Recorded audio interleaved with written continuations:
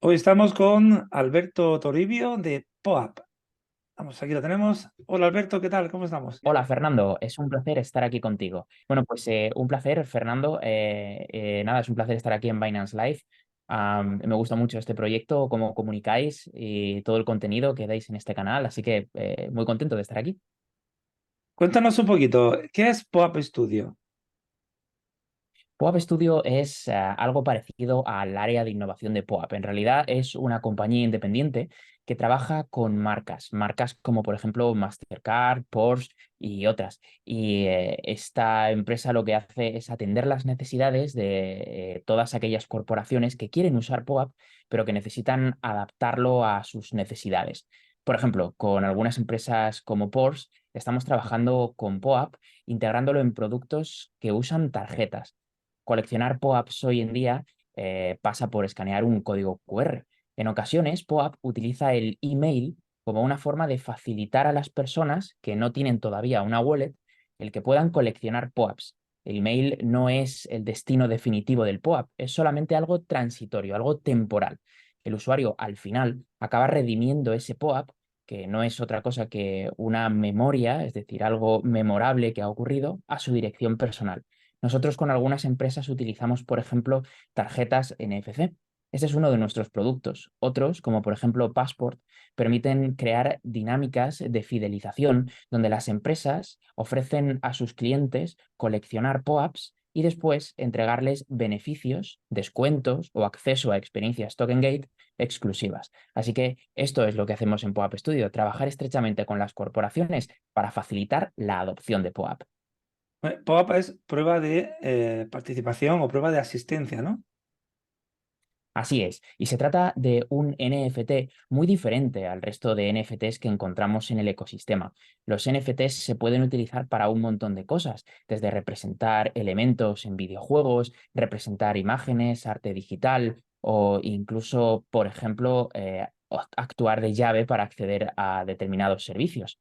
En POAP lo que buscamos es representar recuerdos, memorias, eventos memorables. Asistir a una boda, a un evento cripto o ser, por ejemplo, partícipe del evento en directo que llevó a Ethereum a ese merge el año pasado, son cosas sobre las que se crean POAPs. Y POAP es diferente porque tenemos un sistema de curación que hace que no puedas crear un POAP de cualquier cosa. Los POAPs deben ser momentos especiales. Y del mismo modo que no puedes subir una aplicación a la App Store, por ejemplo, de Apple, poniendo el botón de atrás o utilizando un estilo que tú quieras, tienes que utilizar una serie de guías pues, para garantizar la calidad y que la integración entre todas las aplicaciones es adecuada.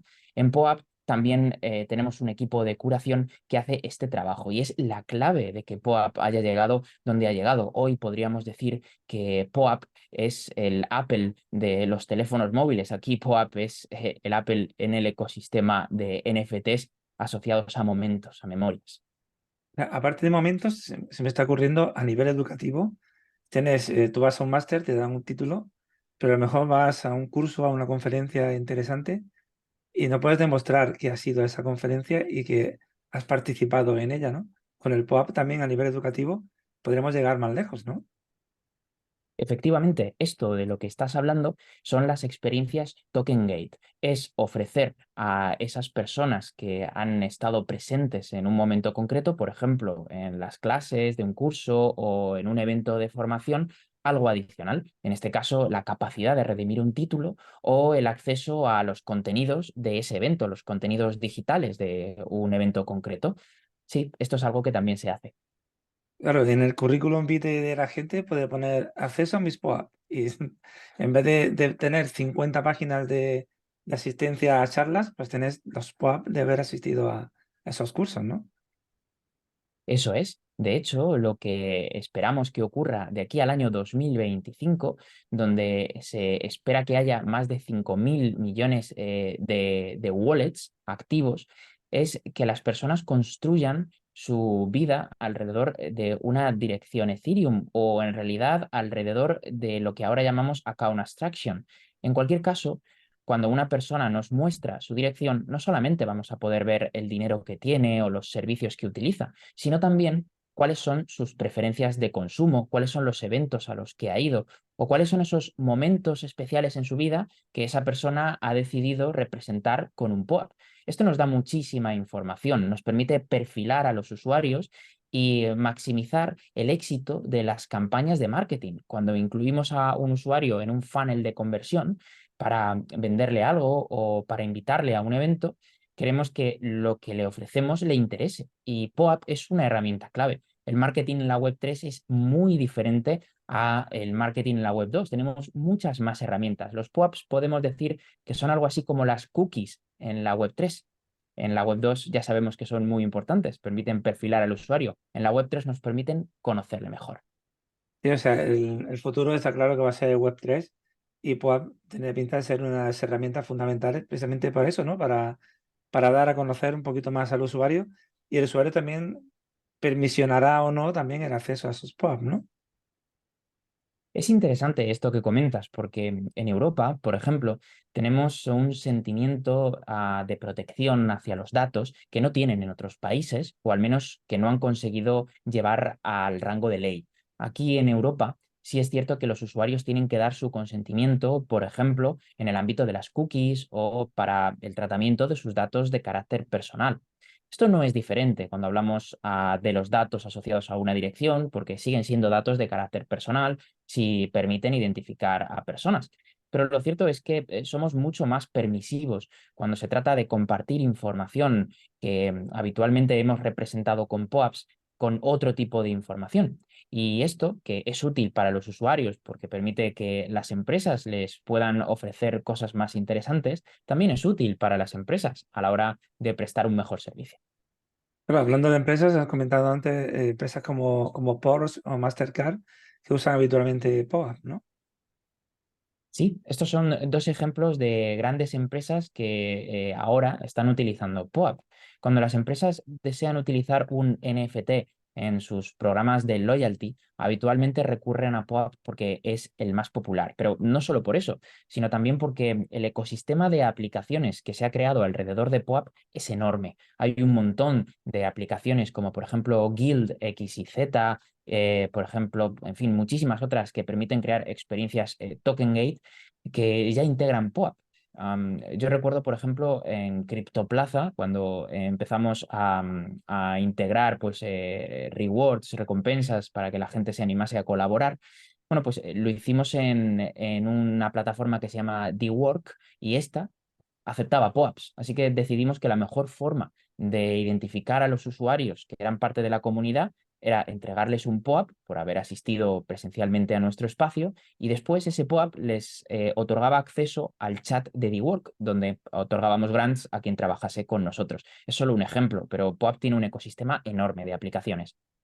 Pues hasta hace poco daba miedo llevar una wallet en el móvil, ahora ya es más habitual. O sea, podemos llevar POAP en el móvil constantemente, ¿no? Y hacer uso de la tecnología Web3 en el móvil. Y POAP será una de ellas, ¿no? ¿Qué herramientas para el móvil, para la wallet, tú crees que sería bueno para tener esos NFTs conectados contigo todo el rato? True Wallet, admite NFTs, es que no hay tantas que admitan NFTs. En este momento tenemos a los grandes actores, como por ejemplo Binance, con sus propios monederos. Algunos de ellos permiten que sea el propio usuario el que tiene la clave privada. Estos serían los más adecuados a la hora de guardar NFTs, también de guardar POAPs.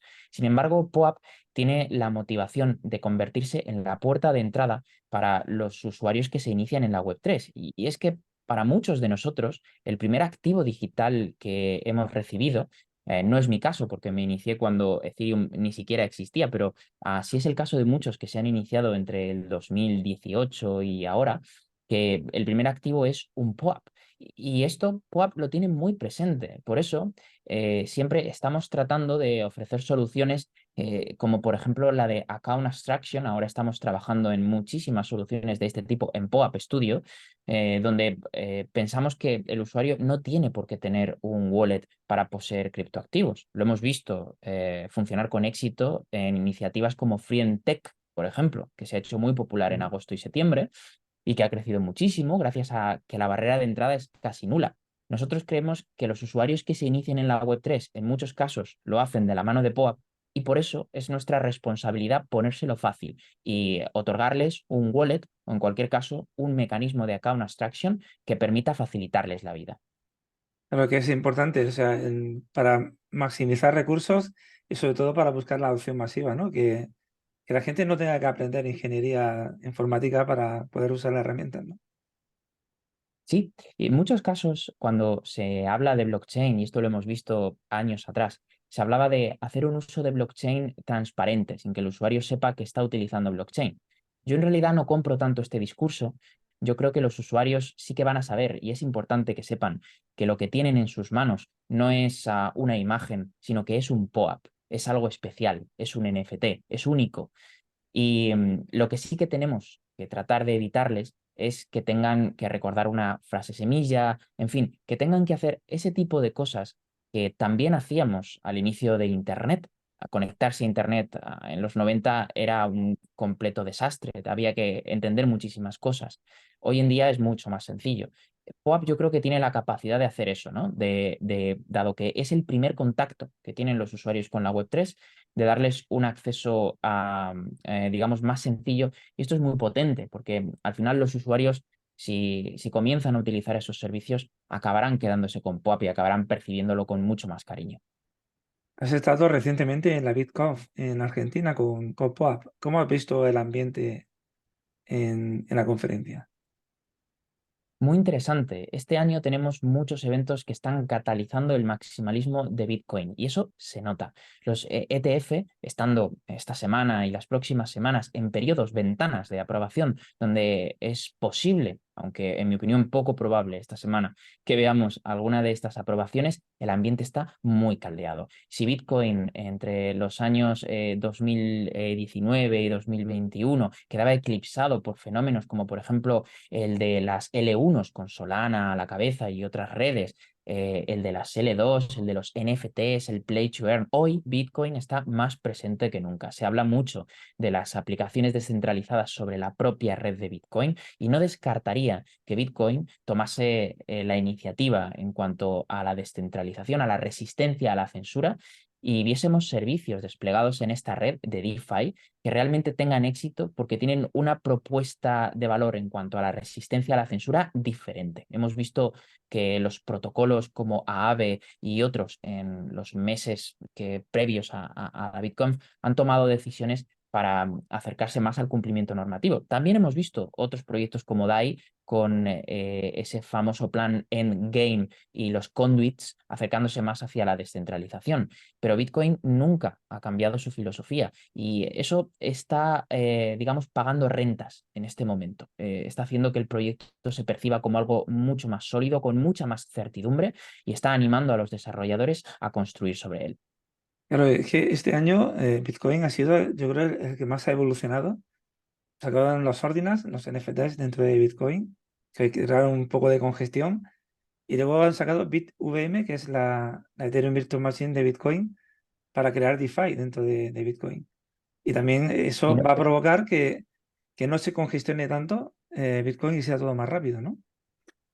Y no solo eso, Fernando, hemos visto cómo se han habilitado muchas cosas que ahora van a empezar a florecer, como por ejemplo las nuevas funcionalidades de Taproot.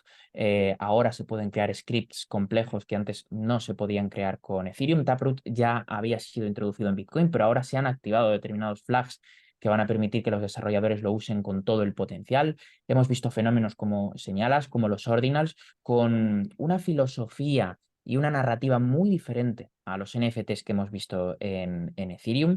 Hemos visto cómo algunos pedazos de Bitcoins que gracias a los ordinals se podían identificar de forma unívoca, también adquirían valor, acercando el Bitcoin a un fenómeno más parecido al oro, a cuando acuñamos, por ejemplo, una moneda del siglo XVI en oro, ya no vale solo lo que vale su peso en oro, sino que se trata de una moneda del siglo XVI. Bueno, pues esto también está ocurriendo con los bitcoins y lejos de tratarse de fenómenos divertidos, creo que son fenómenos que van a tener, digamos, durabilidad en el tiempo. Y por último, no solamente, digamos, cosas que afectan a los fundamentales. es que esto se ha reflejado en el precio. Es que estamos viendo como Bitcoin, desde el inicio de año, ha tenido un desempeño muy superior al de Ethereum, si es que lo queremos considerar competidor.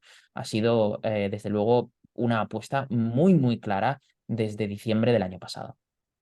Pero es que lo que viene ahora con el halving, todo el mundo se agarra. Halving es como un clavo ardiente, ¿no? Dentro del mundo cripto. Todo el mundo espera que halving sea el salvador del El halving cripto, es ¿no?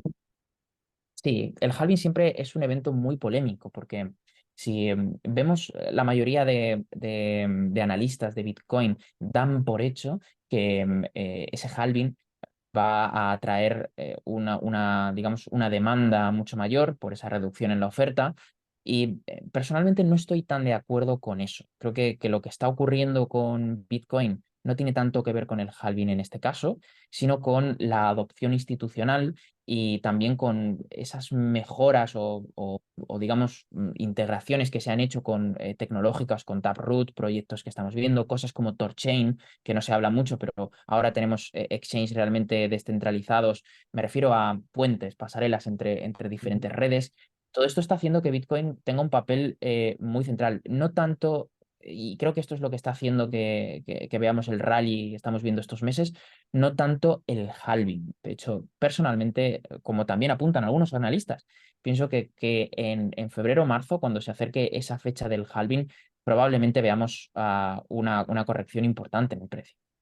Yo opino que los ETFs van a hacer mucho más que el halving, que el Lightning Network en el tercer mundo también está haciendo mucho más y que el hecho de que los críticos de El Salvador ahora estén callados, porque El Salvador ahora está en beneficios, sino en pérdidas que iban a arruinar el país, pues también eso ayuda un poco, ¿no? El Salvador es un ejemplo que mencionas y que ha sido fuertemente criticado. Lo cierto es que si podemos criticar a algo a El Salvador es que ha tomado mucho riesgo. Es verdad, invertir en Bitcoin hoy es tomar riesgo, no podemos negar eso. Sin embargo, no se le puede criticar desde el punto de vista de la apuesta. La apuesta tiene sentido. Y si analizamos el perfil de riesgo de El Salvador, muchas veces cuando invertimos tenemos que considerar cuál es nuestro perfil de riesgo. No tenemos el mismo perfil cuando tenemos 20 años y podemos permitirnos empezar de cero si perdemos todo nuestro dinero, que cuando tenemos 60, estamos cerca de jubilarnos y ese dinero nos tiene que servir para la jubilación. No es el mismo perfil. Y el perfil de riesgo que tenía El Salvador, un país que estaba sumido en un fuerte caos provocado por esas bandas narcotraficantes, estaba sumido bueno, en deudas enormes con el Fondo Monetario Internacional. Lo cierto es que era un país que se podía permitir tomar este riesgo, así que eso no creo que es algo que podamos criticar y la apuesta de momento no le está saliendo nada mal. Han aguantado el pulso al mercado bajista, que ha sido duro, y creo que en los próximos meses le va a brindar no solo beneficios por la apuesta económica o financiera, sino también por haberse posicionado como país. Está trayendo a una industria emergente y no hay ningún otro país del mundo que haya hecho esa apuesta. Claro, es como Michael Saylor, que cuando llegó al mercado bajista, su empresa había invertido miles de millones y decían que era la ruina, que iban a quebrar, porque supuestamente, claro, si vendían en ese momento era la quiebra de la empresa, pero Michael Saylor decía, bueno, es que si yo no vendo, no incurro en pérdidas hasta que venda. Cuando vaya a vender, venderé cuando esté en beneficios, ¿no? Y ahí aguanta el tipo y ha seguido comprando Bitcoin y ahora mismo creo que es Grayscale, creo que es la número uno, ¿no? En posesión de Bitcoin. Totalmente. Otro ejemplo de una empresa, la de Michael Saylor, que tenía un perfil de riesgo, pues, en fin, diferente al que pueda tener una empresa como Microsoft o una empresa consolidada, con un negocio consolidado. En este caso, Michael Saylor podía sugerir a su junta tomar ese nivel de riesgo, un nivel de riesgo muy alto. Que hay que saber gestionar, no solamente tomar la decisión de asumirlo, sino luego gestionarlo. Michael Saylor ha gestionado muy bien, ha demostrado una capacidad financiera importante de toma de decisiones a la hora de ir capeando ese mercado bajista. No ha debido ser fácil para Michael Saylor defender ante su junta las decisiones que ha tomado, ni tampoco pues, realizar esas compras tan agresivas que realizaba cuando veíamos Bitcoin a 24.000. Lo cierto es que después de unos cuantos, digamos, altibajos en Bitcoin, la confianza en Michael Saylor supongo que se ha visto reforzada. Muchos le catalogan en fin, excéntrico. Yo creo que algo digamos, de racional tiene lo que está haciendo. ¿Crees que un punto de inflexión en el mercado ha sido la llegada de BlackRock? Es un punto de inflexión desde el punto de vista de narrativa. BlackRock llega cuando los bancos, y yo ya sabes que bueno, tengo antecedentes trabajando, por ejemplo, en España para CaixaBank. Los bancos ya han cambiado la narrativa. Ahora todos ellos están trabajando en ofrecer servicios financieros con criptomonedas. Y vamos a ver los primeros despliegues en España, ya hemos visto alguno como el del BBVA en los próximos meses, ¿no? Pero la llegada de BlackRock, digamos que cristaliza esa narrativa que ya empezaba a asomar en las entidades financieras y ahora vemos al CEO de BlackRock hablar de Bitcoin como un activo a largo plazo. Esto es algo que hasta ahora solamente hemos escuchado a los maximalistas. Parece que hay un discurso que va a calar también en la banca, porque BlackRock ahora se ha convertido en la avanzadilla de la narrativa que los bancos van a poder asumir como propia en breve. Y habla de Bitcoin como un activo a largo plazo, como un activo de inversión que puede sustituir al oro en las carteras que lo incluyan por sus estrategias. Yo creo que lo que estamos viendo ya no solamente tiene que ver con la adopción institucional, tiene que ver con la instauración o con la integración de Bitcoin en la narrativa social de lo que llamamos early majority o la gran mayoría. Estas personas no adoptan Bitcoin porque les guste o porque lo adoptan porque lo consideran útil, solo por eso. Y en todas las grandes tecnologías pasan por esa etapa. Pasamos por la etapa de los early adopters, pero la early majority o la gran mayoría solamente llega cuando de lo que estamos hablando tiene unas propiedades útiles claras. Y hoy en día parece que Bitcoin las tiene desde el punto de vista de desarrollar estrategias de inversión, ¿no? Integrarlo en la cartera. Esto ya no es algo que se diga, sino que está ratificado. Claro, aquí en la Unión Europea pues tenemos MiCA por delante y Palo Regime. Hay gente que al principio abrazaba con fuerza MiCA y últimamente veo que está la gente un poquito flojeando por cómo está gestionando la Unión Europea la aplicación de MiCA. ¿Tú cómo ves MiCA? Porque al final hay unas dudas bastante grandes, ¿no? Mica es en realidad el resultado de la actividad que estamos viendo en Bitcoin y lo que hace es materializar las preocupaciones de los reguladores. Está claro que cuando las instituciones financieras se relacionan con este tipo de activos, no lo van a hacer de forma diferente a cómo lo hacen con los activos tradicionales. Esto claramente, si vienes usando Bitcoin desde el año 2014, pues no sé si te gustará o no, pero lo vas a percibir como algo muy diferente. Comprar Bitcoin y usarlo desde una institución financiera no se va a parecer en nada a comprar Bitcoin en Binance o como lo veníamos haciendo desde el año 2015 hasta ahora. Y esto, bueno, es lo que no gusta a muchos, pero es un mal necesario y me refiero a mal desde el punto de vista de la experiencia de usuario. El hecho de que te puedan llegar a bloquear la cuenta en fin, no dar explicaciones a tiempo, que es algo que también ocurre con las cuentas tradicionales o los activos tradicionales. El hecho de tener que proporcionar mucha más información o de que la barrera de entrada sea un pelín más alta, son cosas que vamos a tener que asumir en cuanto a experiencia de usuario. La contraparte, todo tiene trade-offs, que vamos a ver Bitcoin integrado en nuestra sociedad. Y eso va a traer muchas cosas buenas, no solamente por el hecho de que la gente se pueda exponer a él, que sin olvidar que se trata de asumir riesgo. El hecho, fijaros lo que ha ocurrido en España. Muchas personas no se han podido exponer a Bitcoin, uno de los activos con mayor crecimiento, mayor revalorización en los últimos años. ¿Y cuánto ha perjudicado esto a nuestra sociedad con respecto a otras que sí que han tenido más fácil exponerse a Bitcoin? Bueno, estas cosas van a cambiar y luego vamos a ver Bitcoin integrado en las transacciones comerciales de empresas. Ahora mismo tenemos productos financieros como las cartas de crédito o productos que se basan en la no confianza entre diferentes partes. Ahora tenemos herramientas para que esto sea diferente. Yo creo que vamos a ver muchas cosas cambiar. Estas son las cosas buenas. También hay que recordar que hay cosas de Mica que a muchos no gustan. Pues el hecho de que la experiencia de usuario al utilizar a Bitcoin ahora nos obligan a identificar las direcciones que usamos en Binance o en cualquier otro sitio para retirar el dinero, esto es normal, pero son cosas que vamos a tener que asumir. Hombre, ahí habría que buscar un poquito más de privacidad para que esa información no corra, ¿no? Porque al final está pasando, sobre todo en Escandinavia, hay varias noticias de Suecia y Dinamarca, de asaltos a gente que tenían Bitcoin en sus casas.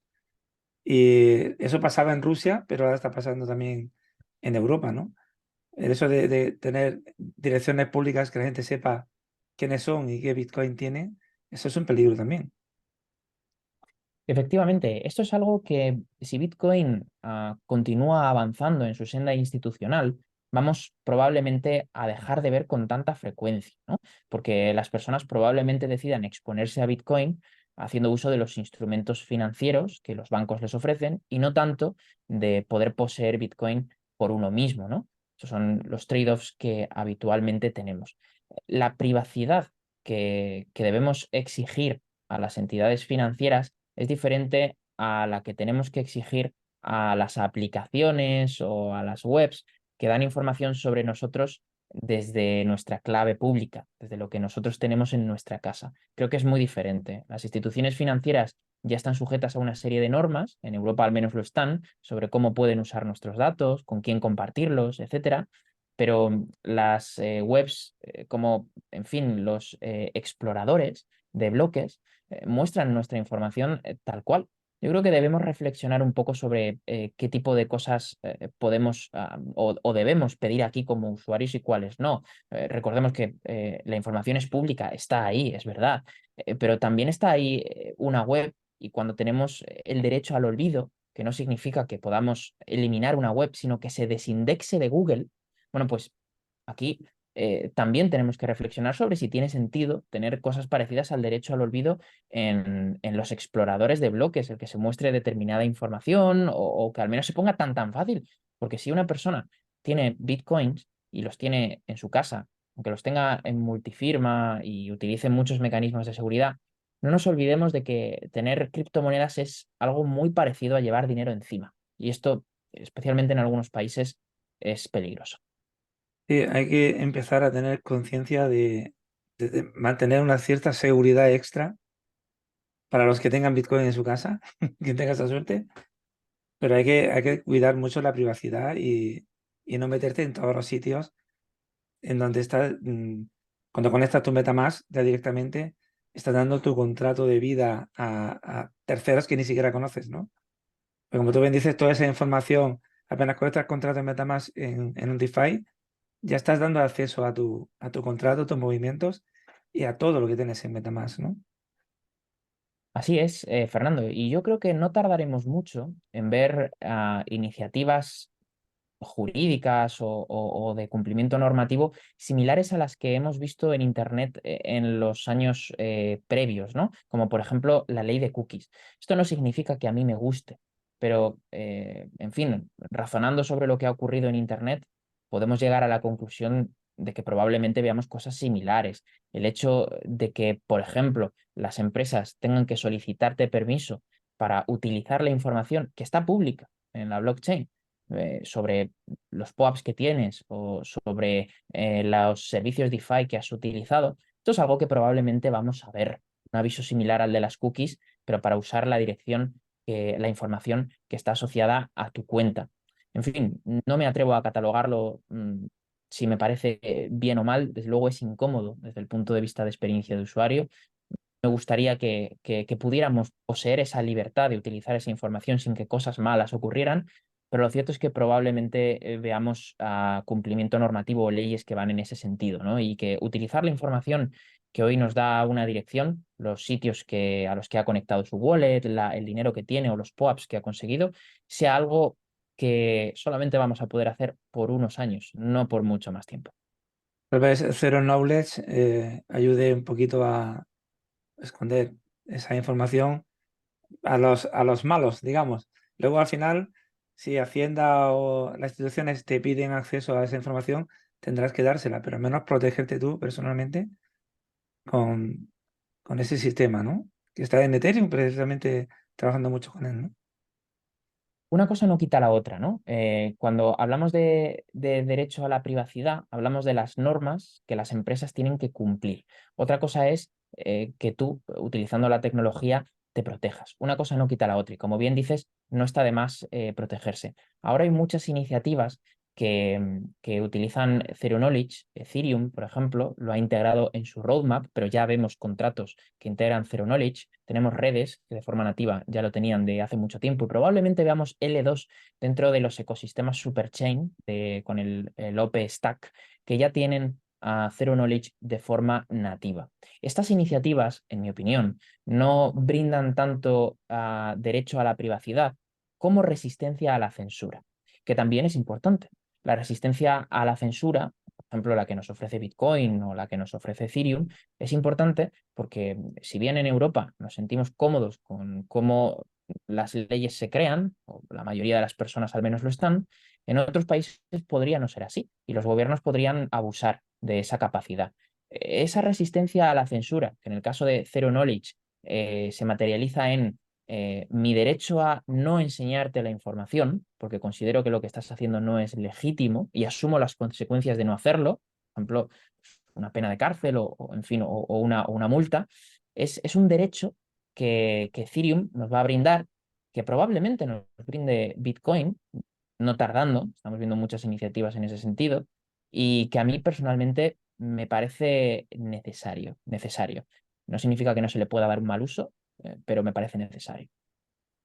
Bueno, esperemos que vaya todo bien, igual que POAP, porque yo creo que es una herramienta muy interesante, sobre todo a la hora de eso, de dar reconocimiento a la asistencia, a los recuerdos, ir a conciertos, partidos de fútbol, poder decirle a tus nietos, yo estuve aquí. Y, ¿de verdad, abuelo? Sí, sí, mira, aquí está mi NFT que certifica que yo estuve en ese concierto, en el 30º de la Rolling Stone, con 120 años en el escenario, que no se retiran nunca, la Rolling. O ejemplos parecidos, ¿no? En la 15ª del Madrid, o sea, cualquier cosa, ¿no? Totalmente, y que gracias a ello puedas tener acceso a una serie de servicios en la Web3 porque forman parte de tu identidad digital, de lo que eres, y gracias a eso accedes a determinadas cosas. Así que sí, yo espero, guardo mis POAPs con mucho cariño y espero en el futuro poder enseñarlos con orgullo. Pues muchas gracias, Alberto, por habernos explicado qué es POAP, que es muy interesante y creo que va a ser una herramienta que vamos a usar todos, no a futuro, sino ya en breve, ¿no? O sea, ya directamente lo estaremos usando habitualmente. Muchísimas gracias, Fernando, a ti por esta oportunidad y gracias por esta iniciativa que me parece muy interesante. Venga, hasta luego. Hasta luego.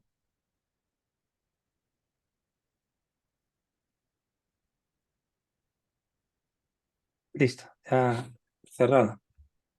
Perdona, no, 32 claro, no minutos. recuerdo directo, efectivamente, así que no había opción de echar atrás. ¿Qué tal? ¿Cómo lo has visto? Muy bien, muy bien, muy bien. Hemos tenido 75 personas en directo. No está mal. Para ser las 11 de la Bueno, mañana, está bien. Luego ahora muy en bien. 20 minutos la propia Binance lo pone ya en activo, en el archivo, y la gente empieza a visitarla. Y veo que en 2 o 3 días siempre estamos llegando a 800, 1000 personas. O sea, son Vale, números que no están nada mal. no está mal. Si me pasas el enlace, lo muevo ahora también en redes. Sí, aunque no está activo, te lo paso ahora mismo. Sí está el enlace, pero no sé si lo habrán subido, porque estarán, ya lo tenés en WhatsApp.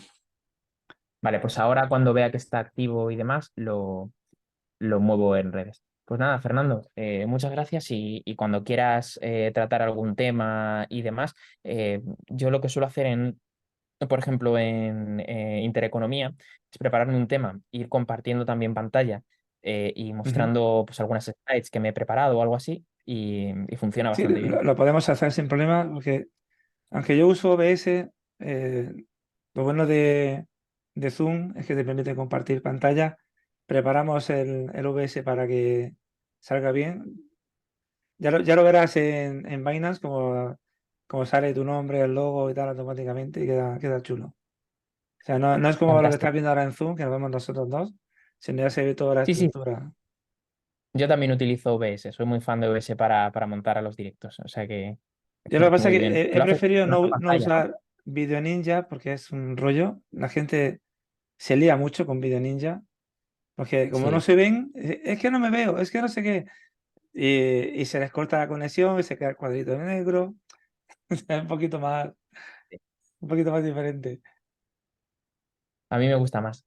Pues Fernando, oye, muchas gracias de verdad por la oportunidad y bueno, cuando quieras aquí estoy, ¿vale? Para cualquier otra colaboración. Venga, hasta Un luego. abrazo. Chao, chao.